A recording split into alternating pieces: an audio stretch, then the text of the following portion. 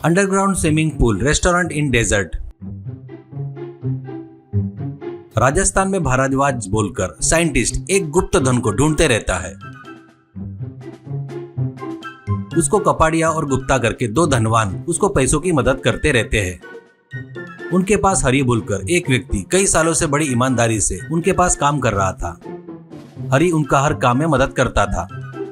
ऐसे ही रहते हुए एक दिन भारद्वाज के साथ कपाड़िया, गुप्ता और हरि एक पुराने बने खंडर के किले के पास जाते हैं। अब वो लोग पूरा किला ढूंढने के बाद वहाँ पर एक कुएं में मटका भर के सोने के सिक्के, गहने सभी को हरि बाहर निकालता है।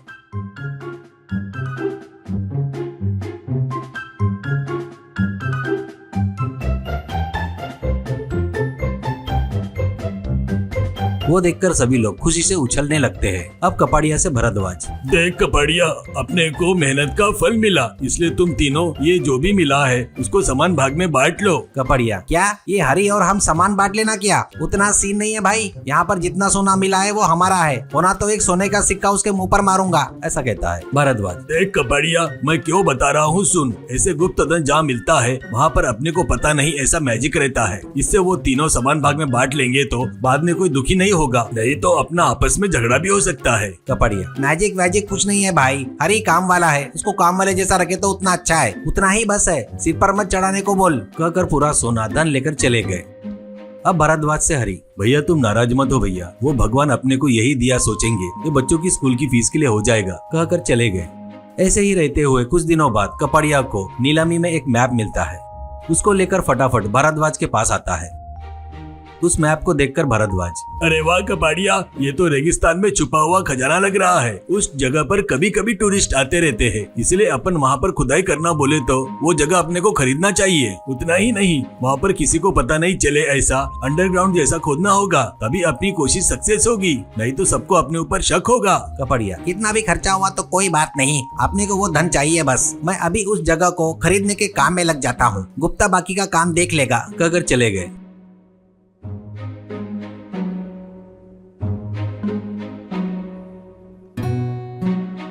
ऐसे कुछ दिनों बाद सब कार्यक्रम पूरे होने के बाद रेगिस्तान में वो लोग जेसीबी से खोदना शुरू करते हैं। हरि वो काम खुद रहकर देख रहा था।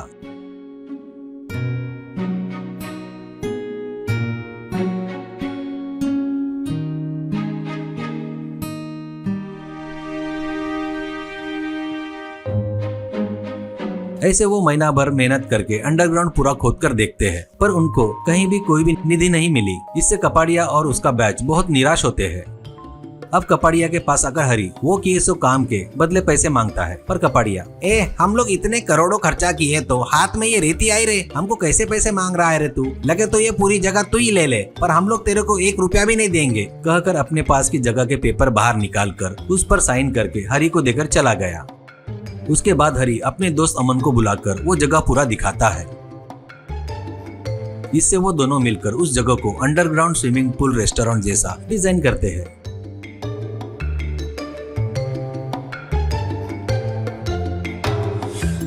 ऐसे ही रहते हुए कुछ ही दिनों में वो रेस्टोरेंट फुल फेमस हो जाता है। इससे हरि की पोजीशन भी बहुत बदल जाती है।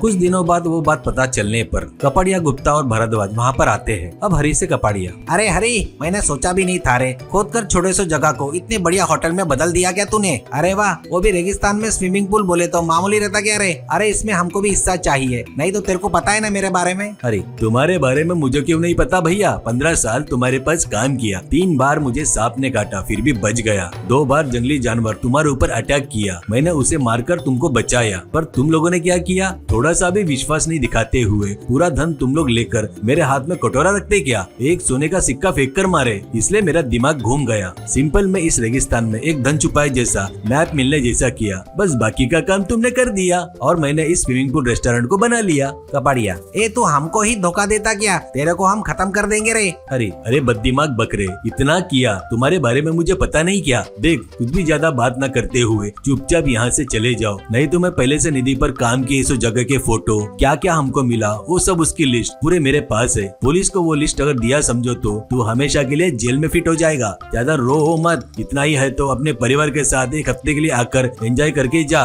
तुमको फ्री में खाना और रहने दूंगा मैं, ऐसा कहता है। इससे कुछ नहीं कर पाने से कपाड़िया और गुप्ता वहाँ से चले गए। भरद्वाज हरि का दिमाग देखकर हंसते हुए उनके पीछे चला गया।